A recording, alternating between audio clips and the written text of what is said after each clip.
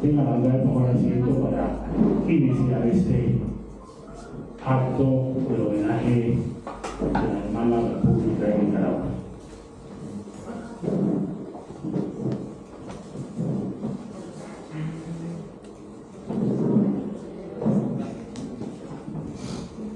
Y gracias a todos por su asistencia. Señor embajador de la República de Nicaragua, señor embajador del Estado Plurinacional de Bolivia, señor embajador de la República de Guatemala, señor representante del Movimiento del ALBA, apreciados amigos todos, esta es la casa del Centro Bolivariano de Promoción Humana.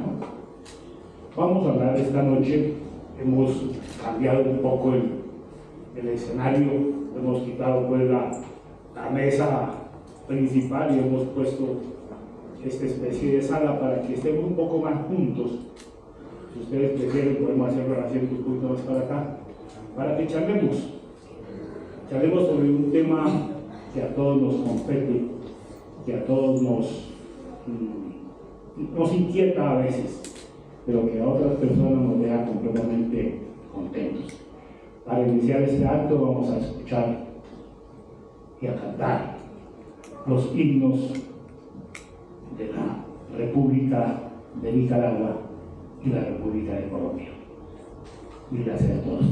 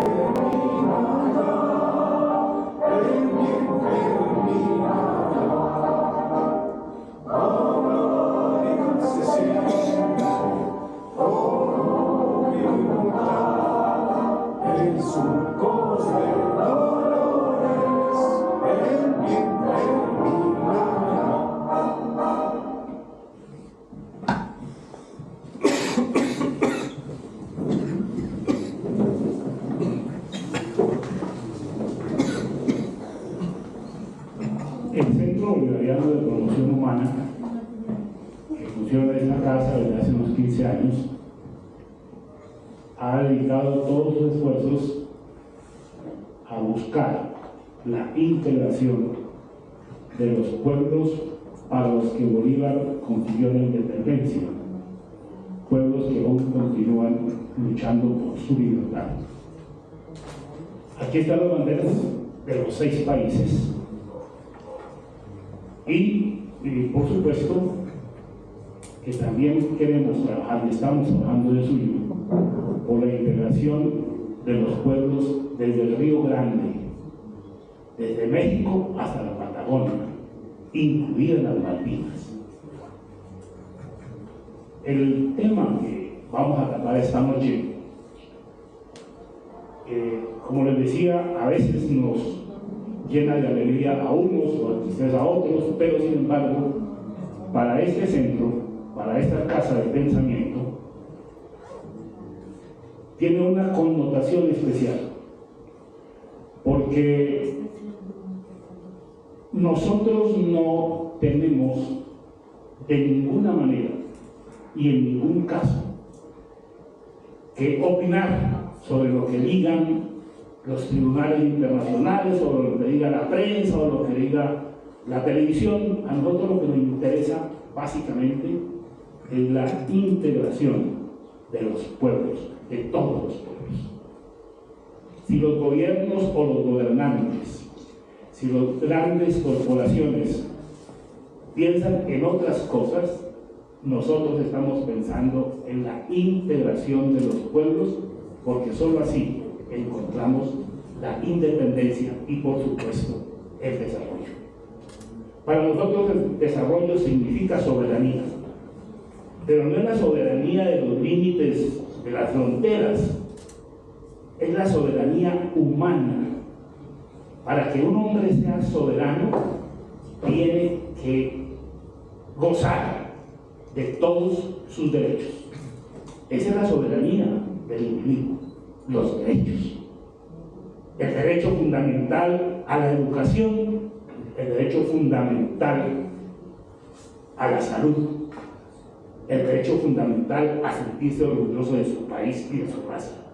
Esa es la soberanía que nosotros entendemos. Y cuando un pueblo como Nicaragua está en ese mismo plan de buscar la soberanía individual y colectiva, se hermana aún más con nosotros, por ese concepto de soberanía que tenemos nosotros, que tiene este centro de pensamiento. Acá en esta mesa están algunas ediciones de los periódicos que hemos sacado. Ustedes pueden llevar los que quieran, tenemos varios números ahí, pueden llevar los que quieran para que los vean, los analicen, y en nuestra reunión ojalá podamos discutir los temas. Aquí, últimamente, hace unos 8 años, hemos estado trabajando también en la cuestión ambiental. Para nosotros es fundamental que el desarrollo humano integral también sea como principio y fundamento el cuidado del planeta, que es al fin y al cabo nuestra casa en el espacio infinito.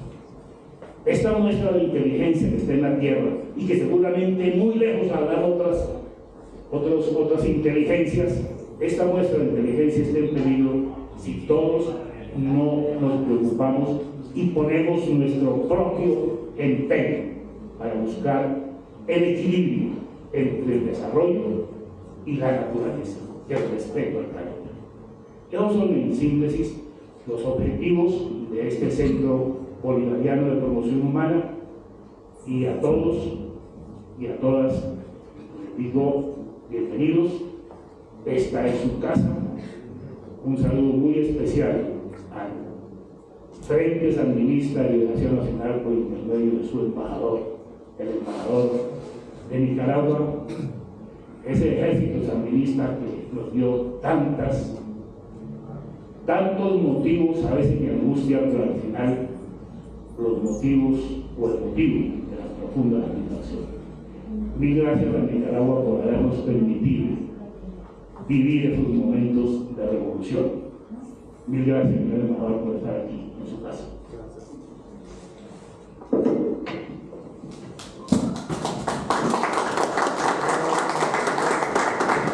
Buenas noches, hermanos del cuerpo diplomático. Gracias por acompañarnos, compañeros, compañeras de Solidaridad. Un agradecimiento especial, obviamente, al Centro Bolivariano de Desarrollo Humano, que para nosotros significa no solo un hermano y un aliado, sino significa esa oportunidad de compartir con ustedes en estos espacios en los que celebramos las victorias de nuestros pueblos en todos los sentidos.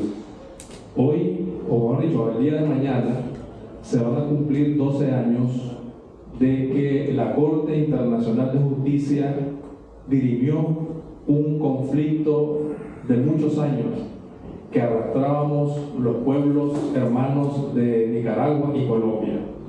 Lo más importante es que ese diferendo llegó a buen término, pero 12 años después podemos dar la buena noticia, adelantando un poco al final de mis palabras, que 12 años después, las dos cancillerías en este año 2024, los dos cancilleres se pusieron al fin de acuerdo, por mandato obviamente del presidente Petro y el presidente Ortega, y se realizó una hoja de ruta para poner fin a la aplicación de lo que la sentencia estableció en el año 2012.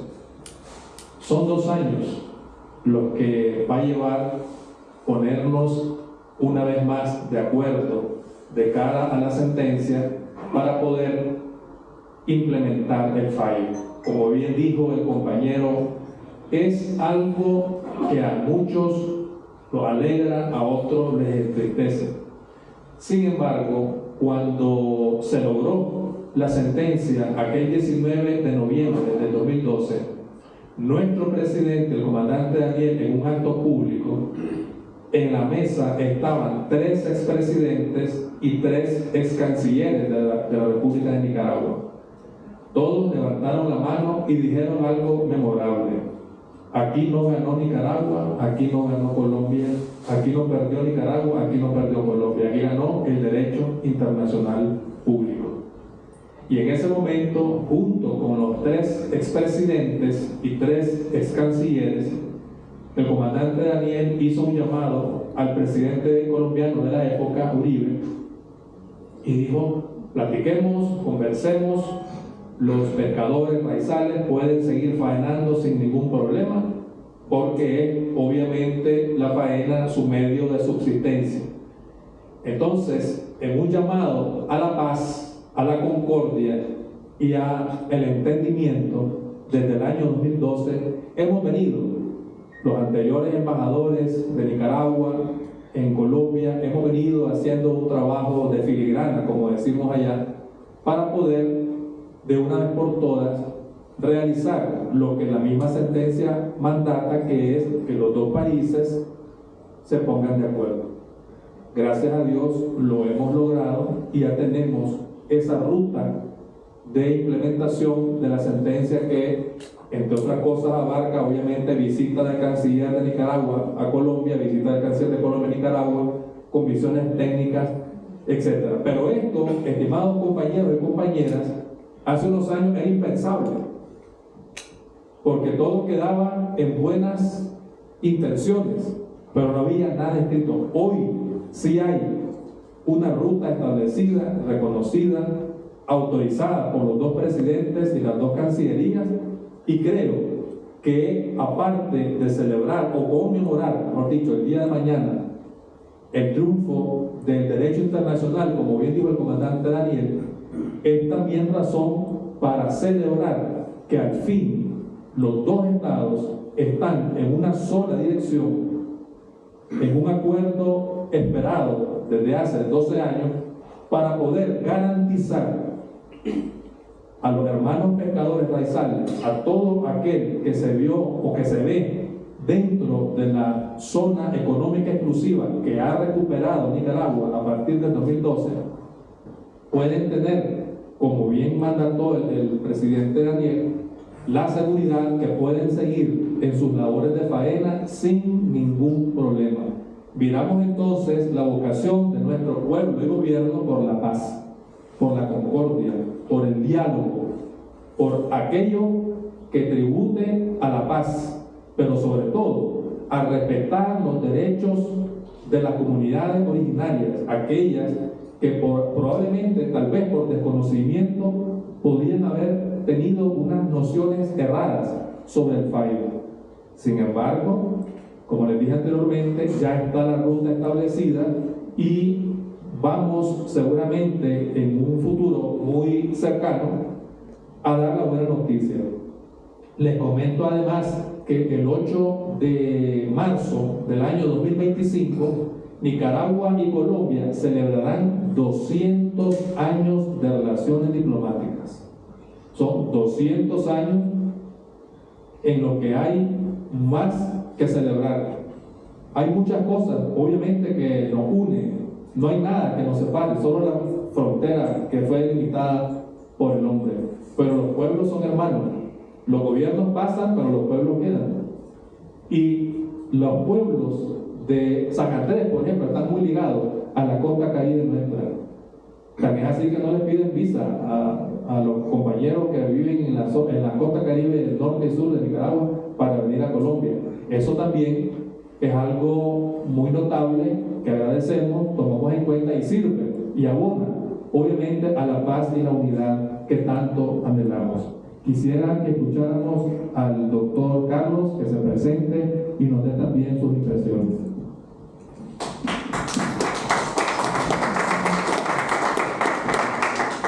Buenas noches a todos. Muchas gracias, embajador Harold, Nelson, Mayana. Y has mencionado en dos momentos el derecho internacional. Y es un contexto corto que pienso hacer desde mi vocería como rector del Colegio de Nueva York, considerando que, como tú lo decías, desde el año 2012 con el fallo, Colombia comprende lo delicado que es el tratar este tema. ¿Por qué? Porque fue el momento cuando por primera vez las encuestas indicaban que la popularidad del presidente Santos comenzaba a bajar. Él tenía que explicarle a un país que con un sentimiento y un corazón debía racionalizar y entender un fallo que no necesariamente es fácilmente comprensible y entendible para aquellos conceptos de patria, nación y demás. Es simplemente acatar el fallo, es estar en contra de Colombia, pero no es el verdadero sentido que ha debido orientar la discusión. Partiendo de ese punto, necesariamente debo ubicarme en 1948, donde acá en Bogotá se desarrollaba la 9ª Conferencia Panamericana, que consolidó una propuesta muy interesante de un mecanismo pacífico, un mecanismo verificado, un mecanismo racional y crítico, cuando dos o más estados no encontraban una solución por diferencia fronteriza o de tratados. Y es entonces cuando se acude a las naciones latinas que suscriben en esta ciudad en el 48 el famoso Pacto de Bogotá, negando ante todo el conflicto, poder acudir a la negociación, a la conciliación, a la investigación y como última instancia a fallos de tribunales formalmente establecidos. Le daba a estas jurisdicciones internacionales la potestad para poder dirimir aquellas situaciones que de manera directa no se lograban resolver. Además, este mismo pacto fue ratificado en el año 68 por Colombia, dando esa solidez necesaria para en el caso que nos reúne esta noche, darle sentido a lo que más adelante se vería y era presentar una demanda en la Corte Internacional de Justicia. Dejemos ese momento allí y aproximémonos ahora a un momento de derecho interno colombiano propio y nacional, y es la Constitución de 1991, cuando en un artículo supremamente polémico, el 101, se da un marco de acatamiento o no a este fallo de sentencia que más adelante se daría. Me explico. Palabras más, palabras menos. Nuestro artículo 101. Mecanismos idóneos y aceptados para propiciar un cambio o alteración fronteriza en Colombia, siendo estos el tratado y el laudo. No se menciona algo diferente a ello. En el primer momento, el tratado para la legislación colombiana, debidamente aprobado por el Congreso de la República, debidamente sancionado por el Ejecutivo o Presidente de la Nación, y en una evaluación que realiza nuestra Corte Constitucional, que nace en el 91, en un ejercicio de exequibilidad o constitucionalidad. Eso es claro. Pero la segunda posibilidad también nos lleva a ese escenario del derecho internacional, estableciendo que incluso buscando un tercero imparcial que puede generar un laudo arbitral, naciones latinas, y en este caso Colombia, puede perfectamente resolver un problema fronterizo. Miremos la contradicción. Si desde el Pacto de Bogotá, el cual instaura Colombia, se da la posibilidad que un tribunal internacional resuelva, se da cuenta que el artículo 101 de la Constitución dejó esta posibilidad por fuera, lo remite solamente al tratado y al laudo. Ahí ya existe un problema jurídico no menor. Cuando entonces aceptamos finalmente irnos a esta posibilidad, la demanda del año 2001, algunos internacionalistas ya planteaban, pero ¿qué pasa si llegamos a perder? ¿No se generaría una contradicción interna con lo que ya había establecido nuestra Constitución? Efectivamente, no se hizo eco a lo que finalmente terminó siendo aprobado, que fue este polémico artículo 101.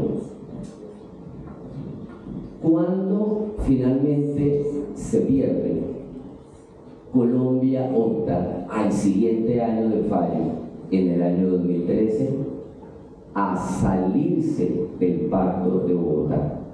Algo que nosotros mismos, en consonancia con naciones latinas, habíamos construido, y Colombia opta por retirarse del Pacto de Bogotá, intentando quitarle jurisdicción a este organismo internacional al cual habíamos acudido.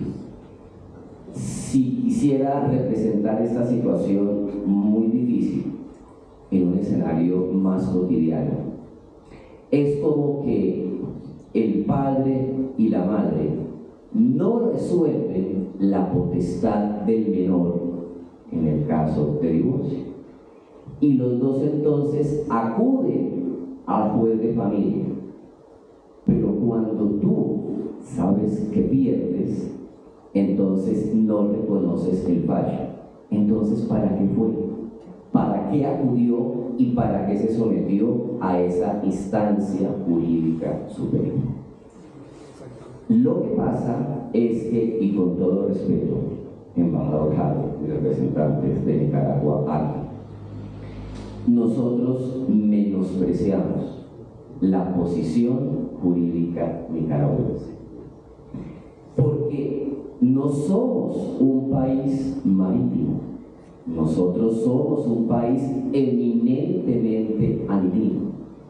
Y aunque geográficamente tengamos una enorme composición del límite fronterizo marítimo, no somos una sociedad de cultura costera, no nos reconocemos así, pues terminamos consumiendo atún importado de Ecuador y Perú, y con una riqueza marítima impresionante siempre hemos mirado hacia adentro. Insisto que somos una sociedad eminentemente andina, eminentemente interina, no costera ni marítima, no nos hemos visto hacia la historia. En cambio, para ustedes el mar es esencial, es fundamental. Ustedes son Caribe, ustedes son costa. Y segundo, llegamos a esta instancia internacional y tribunal con un exceso de triunfalismo. Y voy a una comparación con todo respeto. El Producto Interno Bruto de Nicaragua equivale en una dimensión de un departamento como Antioquia, que está en su misma producción 40 veces superior. Antioquia produce al año 40 veces más en bruto, en cifra, que la economía nicaragüense. Entonces nos sentimos como Goliat, nos sentimos como una nación enorme que íbamos a salir triunfantes de esa situación. Y repito, con ese exceso de triunfalismo, acudimos a ciencias jurídicas desde la Bárcena del 28 y demás. Y entonces, cuando el fallo nos sorprende, concediendo 75.000 kilómetros a Nicaragua, el discurso presidencial en ese momento del exfuncionario Santos, él acude al mismo artículo 101 que les comenté, y en Televisión Nacional establece que no acatará el fallo. Él políticamente debe decir eso, pero el mismo presidente Santos sabe que jurídicamente está obligado a acatar, porque en ese momento hacíamos parte del Pacto de Bogotá, aunque Colombia se saliera después. Y viene entonces todo ese dilema de jurisdicciones, y ¿qué termina pesando más? Las decisiones del derecho internacional, cuando se entromete en el derecho interno, ¿pesa más eso? ¿O simplemente son las decisiones internas de los estados que priman sobre esas decisiones cruciales del derecho internacional? Colombia ha debido tomar una posición frente a este dilema antes y no después de haber perdido el fallo. ¿De acuerdo? Lo interesante acá es que después de 12 años hay una voluntad política. ¿Para qué? Para lo más importante, para que, separándonos un poco de nuestro orgullo poco racional y de patriotismo, pensemos básicamente en el beneficio de la población raizal. Ese es el eje fundamental. Y en uno de los apartes de esta histórica sentencia del año 2012 se establece, como yo lo decía, Harold, ese libre tránsito de población isleña, de población raizal, más allá del concepto occidental y afrancesado de frontera. Lo que importa es la convivencia y la supervivencia de comunidades que históricamente han vivido y dependido del sustento que les aporta el componente marítimo, que nosotros acá desde Bogotá difícilmente podemos entender y tener un contexto pleno de esa situación. Es un tema, insisto, supremamente complejo, porque es separar un dictamen de racionalidad jurídica frente a lo que quisiera la población colombiana. No es ganar bajo la irracionalidad, es que se apliquen normas del derecho internacional de las cuales Colombia difícilmente puede abstraerse, renunciar o retirarse. Quisiéramos entonces ahora darle la palabra al siguiente invitado para otro contexto diferente a esta situación. Bueno, en primer lugar quiero saludar a la delegación de la Embajada de Rusia, que se encuentra presente, al cónsul de Bielorrusia, que también nos acompaña, igualmente al embajador de Guatemala, un saludo especial, a nuestro querido embajador de Guatemala, de Nicaragua, también a nuestro representante de la República Plurinacional en la Embajada de Bolivia, Pedro Gabriel, un abrazo, también al consejero político de la Embajada y al secretario de la Embajada de Venezuela, a la delegación un abrazo especial, al compañero Abdi Fuentes, quien encabeza la delegación, a todos y a todas un abrazo muy especial. Yo quiero tomar una línea, digamos, en el siguiente sentido, y es que Colombia, desde el punto de vista del manejo de las relaciones internacionales y del papel de la Cancillería, durante más de un siglo fue un canto a la victoria del país. No jugó un papel realmente patriótico de entender lo que significa la Cancillería para un país, lo que significa el Departamento de Estado de los Estados Unidos para este país. Y yo creo que esta oligarquía que nos ha gobernado durante más de 200 años, ahora hemos hecho una diferencia desde hace 2 años, un poquito, no tanta, pero algo, ¿no? 200 años siempre se apegó al paralelo 82. Y ese paralelo 82 fue del que ellos hicieron toda su justificación sobre la base de la protección del Departamento de Estado de los Estados Unidos, al que este país, en cabeza de sus gobernantes, siempre ha estado a su servicio. Y entonces, comenzando el siglo XX, pues entregan Panamá y descuadran la doctrina histórica de lo que es el territorio colombiano y descuadran pues todo el centro de control en lo que es lo que le correspondía a Colombia desde el paralelo 82, con Panamá siendo territorio colombiano. Ese aspecto lleva a que los gobernantes nuestros no vieran en el acuerdo que hicieron en el regalo de a Estados Unidos de Panamá, no tuvieron en cuenta de una vez precisar los linderos del territorio, sino que simplemente se dieron ese pedacito, ese departamento, y no tuvieron en cuenta la parte marítima que, digamos, en ese momento le correspondía formal y legalmente a Colombia a partir del paralelo 82.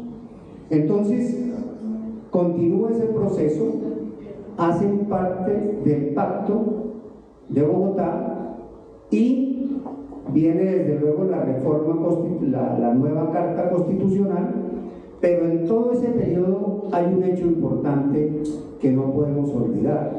Es que nosotros veníamos de toda la violencia del 48, arraizada en unos gobiernos altamente conservadores, altamente violentos, y se encuentran con varios procesos durante ese periodo, que es la Revolución China, la Revolución Cubana y la Revolución Nicaragüense del año 79, que se lleva a cabo en el marco del gobierno de Julio César Turbay Ayala, en plena ejecución del Estatuto Antiterrorista en Colombia.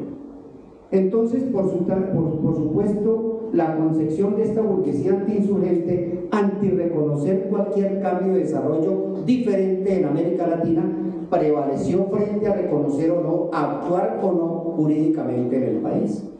Eso lleva a que, claro, en el año 79, con Turbay a la cabeza, en pleno conflicto de desarrollo de la política hacia el interior del país del enemigo interno, pues eso aísla, digamos, a la Cancillería colombiana y al gobierno colombiano de pensar en el conflicto que ya venía adelantándose en la lucha por definir un nuevo lindero entre Nicaragua y Colombia a partir de que Nicaragua no reconocía el paralelo 82, porque ya cualquiera que mire el mapa pues observa que para San Andrés y Providencia realmente está prácticamente encima de Nicaragua y nosotros estamos muy distantes de esa realidad. En ese marco se discute el tema de las 200 millas y la plataforma continental. Colombia no firma el Acuerdo del Mar que se desarrolla en la tercera conferencia de las Naciones Unidas, no participa de ese acuerdo, Nicaragua sí lo convalida, y entonces con base en eso y la doctrina internacional que es muy extensa, establecida en la resolución o en la sentencia, mejor, empiezan a discutir el tema de si las 200 millas, la plataforma continental, parte del área del territorio o de las 200 millas o se entrecruzan, y ese debate Colombia no lo atiende. Prácticamente, como lo ha dicho el profesor, lo deja al garete. Y Nicaragua, muy acuciosamente, adelanta su proceso, pero adicionalmente a eso, creo yo, hoy lo puedo decir un poco subjetivo, es que como este gobierno siempre ha creído que su amo del norte lo va a salvar en los momentos difíciles, yo creo que ellos creían que podían, digamos, coaccionar la Corte de La Haya con incidencia de los Estados Unidos muy fuerte para que actuara en desconocer el orden jurídico a las normas del derecho internacional y simplemente otorgar una decisión política que efectivamente al final no sucedió. Por eso entonces Colombia, que debió haber sentado una realidad frente a Nicaragua desde el 2012 y se sometió al nuevo proceso con la nueva sentencia que termina en el 2022, para tener que sentarse a hacer lo mismo que es lo que hace el presidente Petro, de ordenar sentarse a discutir cómo va a funcionar lo que ya dice la sentencia para mantener un acuerdo de hermandad, no solamente entre gobiernos, sino entre ciudadanos y ciudadanas, hermanos de un mismo concepto de la unidad latinoamericana. En este marco hay que decir que uno saluda enormemente que el presidente haya dado ese paso, pero fíjense ustedes que fijó 2 años. No. Si dentro de esos 2 años no logramos realmente ponernos de acuerdo en esos linderos para hacer uso de ese mecanismo en donde Colombia violentó muchísimas veces a los compañeros nicaragüenses, deteniéndolos, persiguiéndolos, y desde luego el gobierno del año 79 revolucionario sandinista respetando, pero provocaron tanto que terminó lo que hay. Porque seguramente si después de entregado Panamá, Colombia se sienta a hacer un acuerdo con sus vecinos en la nueva realidad, hoy tendríamos otra situación diferente. Pero nuestra burguesía sectaria, sumisa al imperio, pues hoy nos tiene a los colombianos en una pelea por un territorio que nosotros no hemos tenido por qué tenerla si hubiéramos actuado con gobiernos coherentes, realistas y sobre todo entregados a la realidad jurídica, a la realidad de países hermanos. Porque ¿por qué hoy, por ejemplo, fíjense ustedes, un hecho tan terrible como es el que hoy prácticamente por el presidente Lula Venezuela no sea parte de los BRICS, por ejemplo, en plena realidad de una confrontación donde hoy los Estados Unidos prácticamente ya liberan la posibilidad de agredir al pueblo ruso, pero no solamente eso, estar en el filo de la Tercera Guerra Mundial, que no es cualquier cosa, por una situación compleja, y todavía Lula cree que le van a hacer caso ahora en la reunión de los grupos de los 20 países más grandes de las economías del mundo, que no van a discutir el tema de Ucrania y de Gaza cuando eso está en el círculo del manejo geopolítico, y que Colombia desde luego juega un papel ahí de almohadilla, porque por ejemplo frente al tema de UNASUR, Colombia no ha asumido una posición seria, frente a la unidad latinoamericana, no ha sido capaz de protestar, por ejemplo, frente a la agresión de Milei, frente a Nicaragua, frente a Cuba, frente a Venezuela, que lo ha hecho ahora recientemente creando una entidad conservadora recientemente reunida en Estados Unidos. Eso es un peligro para la unidad latinoamericana y nadie se ha parado, incluido nuestro presidente Petro, que debería hacerlo. Si algo de revolucionario o de izquierda le queda, debería asumir ya una actitud, porque pues a Lula sí no le queda nada ya en la cabeza prácticamente.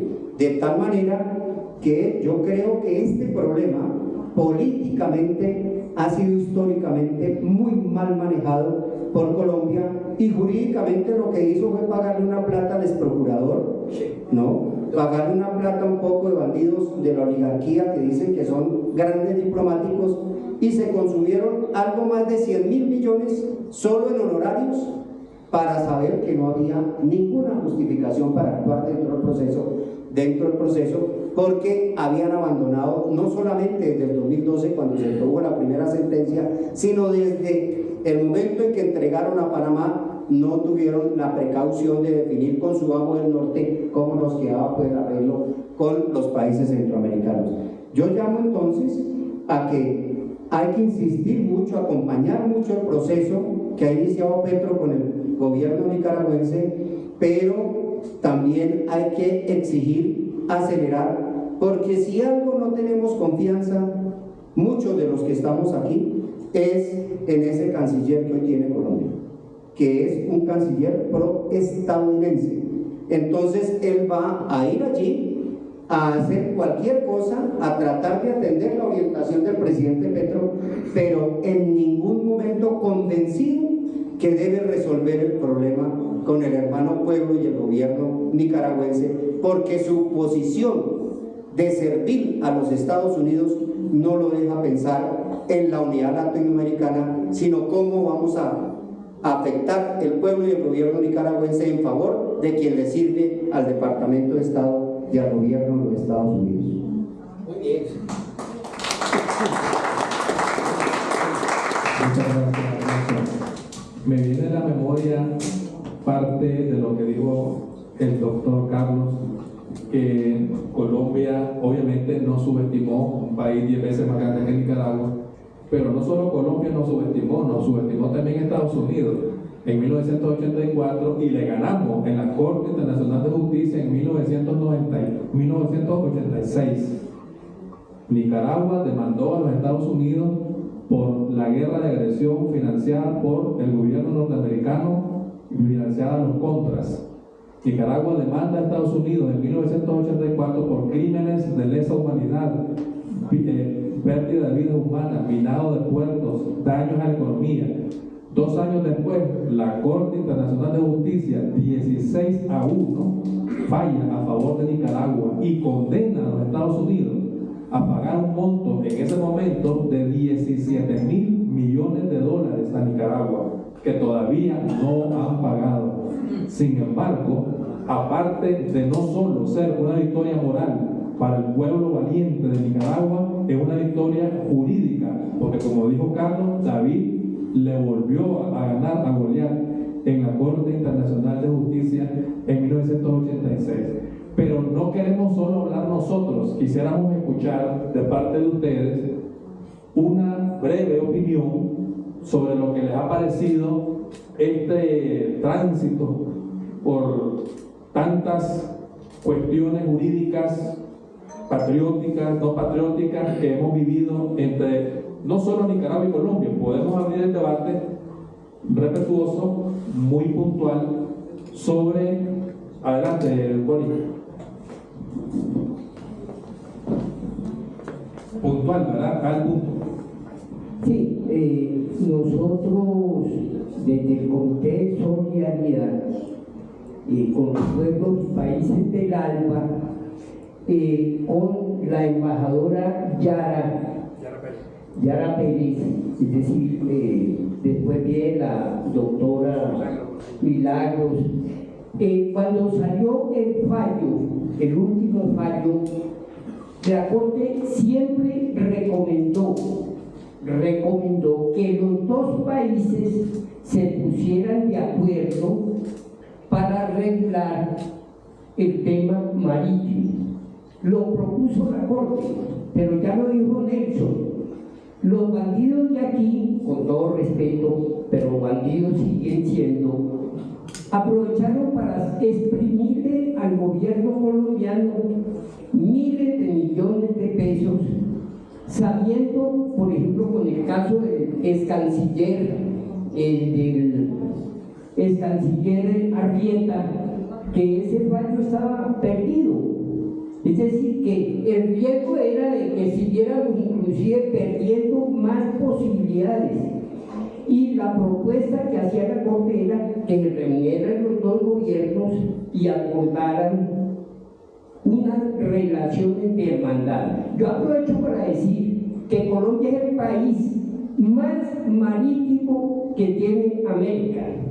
No solo tiene 2 océanos, sino que es el país con más costa en el Caribe. Y que Colombia funcionó desde Cartagena y en general la costa caribe mucho tiempo. Cuando se trajeron la capital para Bogotá, realmente, pues abandonamos el Caribe. Y ese problema no toma en cuenta las relaciones históricas, porque Colombia se extendía en su momento hasta Nicaragua, con la costa mosquitia. Y Colombia fue perdiendo por el mal manejo de la política y el papel de los Estados Unidos, fue perdiendo no solo Panamá, sino que ahora inclusive, es decir, si hubiéramos seguido así, perdemos hasta San Andrés y Providencia. De tal manera que yo saludo la interpretación que da el embajador de Nicaragua en el sentido de que es la hermandad de los pueblos de América la que se tiene que poner por arriba, porque el único enemigo que tenemos, y es histórico, y va a cumplir 200 años con la doctrina Monroe, son los Estados Unidos. Muchas gracias. ¿Alguien más? Por favor. Pues un detalle que a mí siempre me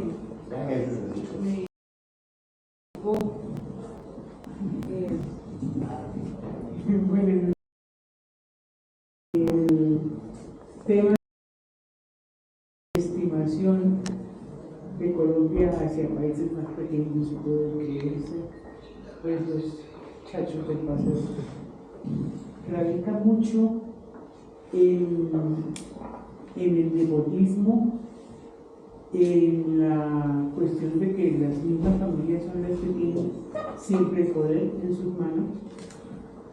Nicaragua me parece que desde el comienzo del litigio tuvo una continuidad muy lógica en sus personajes dedicados a defender la soberanía y las fronteras de Nicaragua, no así Colombia, porque cada vez que cambiaba un gobierno, nombraba un nuevo canciller, nuevos abogados, todos sacaban su tajada y cada quien menospreciaba a los otros, porque el que más votos le conseguía al señor de turno, el mandatario de turno, ese era el que recibía las prebendas, y el que era nombrado embajador, y el que era nombrado litigador, o como se llame en la lengua jurídica, y nunca llegamos a nada.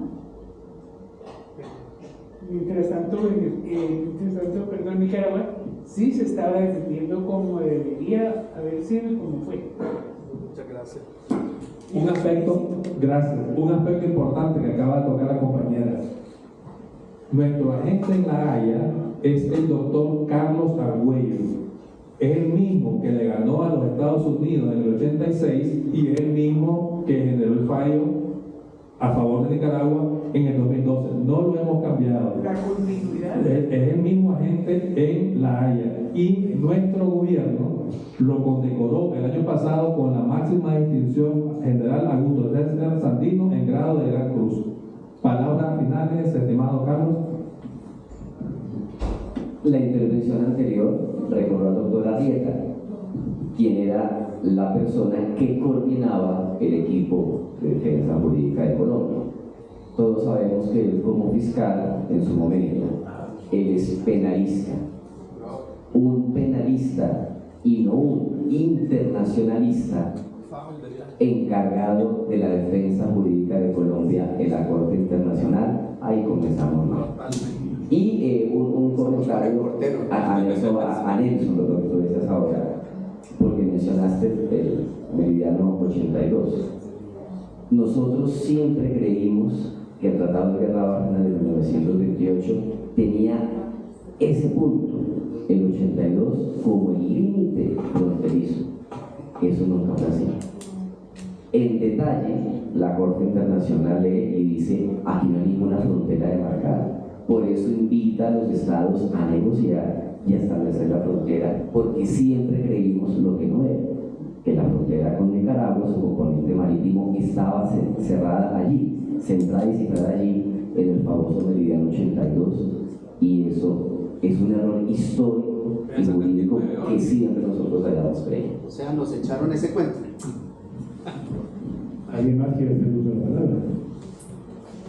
Hay una cosa bien interesante aquí. Quiero resaltar esto.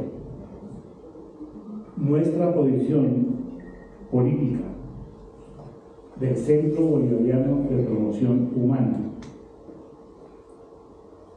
esa disculpa, digámoslo así, que tienen los gobiernos para distraer a los pueblos en momentos determinados.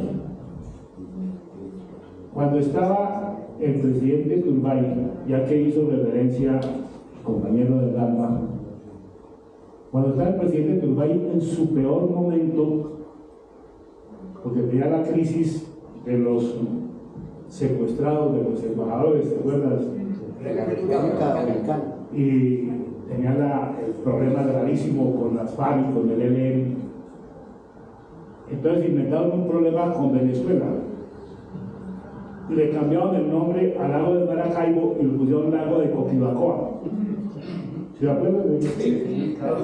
Y entonces empezaron a hablar que el lago de Coquibacoa, y entonces Caracol y RCN y ¿cómo era? Canal 9, Televisión, entonces el lago de Coquibacoa, entonces le cambiaron el nombre al lago de Maracaibo. A mutuo propio. Y entonces empezaron a hablar que es que no podemos tener una costa seca, no, que es que nos quieren quitar un pedazo de mar. Y la gente empezó a sacar la bandera, pues, nacionalista, ¿no?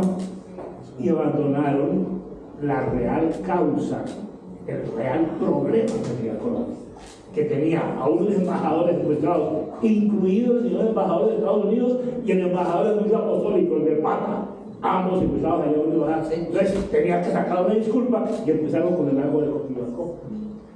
Nosotros entonces pensamos que la soberanía individual y la soberanía de los pueblos es el derecho, es el reconocimiento de sus derechos.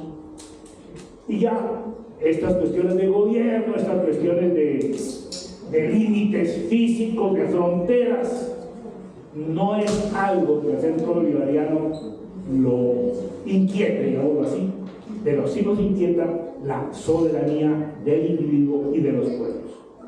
Aprovecho que está aquí el representante de la Embajada de Rusia para invitarles a que hagamos en esta casa una semana de Rusia. Que pongamos allá en la puerta, ustedes saben que aquí hay un tráfico bastante interesante, que pongamos allá una pancarta gigante, Semana de Rusia, traigamos cosas típicas de Rusia y hablemos de Rusia y hablemos del problema de Ucrania y de Rusia. ¿Por qué razón? Aquí no ocurre eso. Aquí las cadenas radiales y la prensa y la televisión, entonces que Rusia invadió a Ucrania, punto. Pero no hablan del 2014, ni del golpe blando que le dieron al presidente de Ucrania. No, eso no se habla, eso no se dice. Entonces hay que contarle a la gente de los barrios populares que los podemos invitar. Además, cuando invitamos a la gente de los barrios populares, a esto se llena, pues los invitamos y los traemos y hablamos de Rusia y hablamos también de China. Aquí nosotros hemos hecho una campaña, digámoslo así, con Venezuela y estuvimos de pie en los momentos más álgidos de las relaciones con Venezuela. En los momentos más duros de esas relaciones pusimos una gigantesca pancarta ahí de saludo al comandante Chávez, después de saludo al presidente Maduro. Y la gente entiende, y la gente viene, y la gente discute, y la gente propone. El barrio Hugo Chávez aquí en Bogotá, allá hay una militancia de venezolanos, porque todo el mundo cree que cuando la gente sale de Venezuela es enemiga del gobierno venezolano, que es mentira. Aquí hemos llenado este auditorio con gente venezolana que cree en la revolución, que cree en Chávez, que cree en Maduro, que cree fundamentalmente en Bolívar. Bolívar nos plantea eso. Obedeciendo nosotros el pensamiento bolivariano, creemos que la soberanía no se refiere a unas líneas que trajan los hombres, sino a los derechos del hombre, a los derechos fundamentales del individuo y de los pueblos. Entonces, fijémonos cómo de esta reunión tenemos aquí dos posiciones o dos formas de ver las cosas, y es que nosotros no discutimos sobre los tratados que hagan o sobre los fallos que den las cortes internacionales, pero sí discutimos y sí nos ponemos el propósito de mirar dónde está la soberanía de los pueblos. Cuando los gobiernos desconocen la soberanía de los pueblos, no merecen el respeto de los pueblos. Así de claro, es como nosotros creemos que se ejerce la política popular. Y esta noche tenemos aquí una selecta delegación de diplomáticos, incluido pues el señor representante de la Embajada de Rusia. Los invitamos a eso, a que hagamos aquí una semana o un, no sé, venga la empresa. Muchísimas gracias, señor embajador, y todos los representantes. Y entonces quisiera decir que el año que viene, el 2025, celebramos los 90 años de nuestras relaciones con este país, con Colombia. Entonces, en el marco de los eventos que vamos a llevar a cabo este año, también están programadas muchas cosas, igual que usted ha dicho, sobre nuestra posición sobre algunos temas más importantes internacionales, también eventos culturales y eventos que unen a nuestro país con Colombia. Entonces, por supuesto, en el marco de este año vamos a celebrar algunas sesiones informativas sobre Ucrania, sobre nuestro conflicto, sobre historia, muchos eventos. Y aquí invitamos a todos los presentes. Muchas gracias. Bueno, para cerrar un comentario, porque realmente el profesor ha profundizado en el tema de la parte jurídica y el embajador ha mostrado pues, el éxito innegable de la honradez del gobierno nicaragüense con su pueblo en la defensa de su territorio y de su soberanía. Pero observemos este detalle. La canciller de Santos, que duró 8 años, la señora Olguín, ¿no?, quien la mostraron como una de las mejores cancilleres de toda la historia de nuestro país. Pues es la nieta de Holguín, que fue presidente en los segundos 50 años del siglo XVIII, del siglo XIX, y quien enfrentó la guerra con los artesanos, quien era un conservador de la época. Entonces, la señora simplemente viene de esa herencia de personas postradas al sumiso de la doctrina Monroe.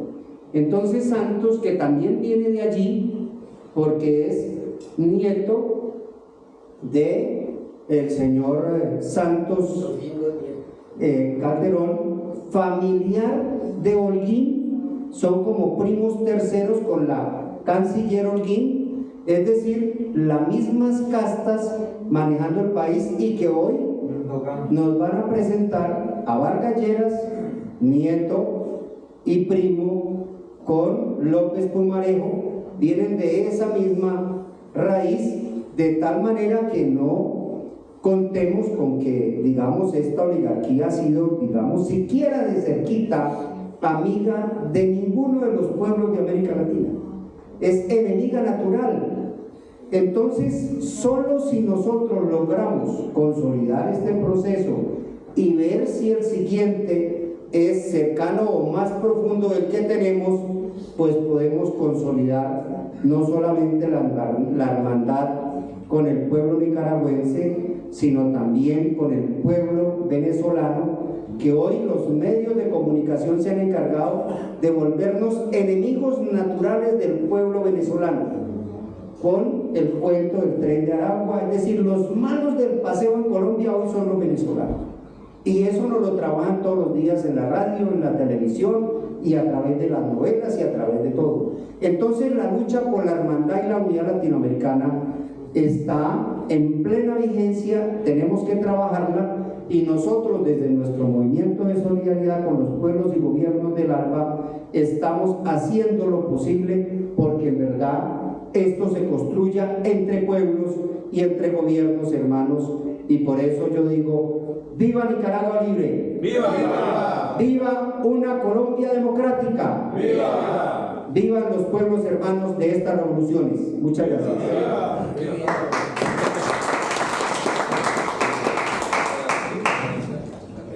Bueno, hermanos, quisiera en nombre de nuestro pueblo y gobierno nicaragüense agradecer al doctor Porras, Carlos, Nelson, a ustedes, hermanos del cuerpo diplomático, compañeros de solidaridad. Hemos aprendido bastante hoy, de mucha historia, pero que nos cimienta la conciencia para retomar siempre las batallas en favor de la paz, la unidad, la reconciliación de nuestras familias latinoamericanas. Gracias por acompañarnos, y bueno, estaremos pendientes de otras actividades de esta Casa de Pensamiento, donde esperamos verlos pronto. Muchísimas gracias. Buenas noches.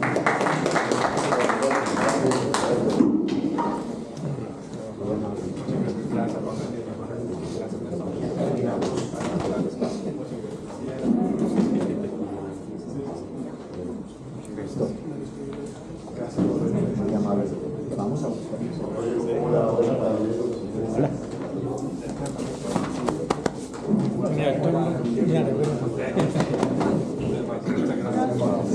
Hermano,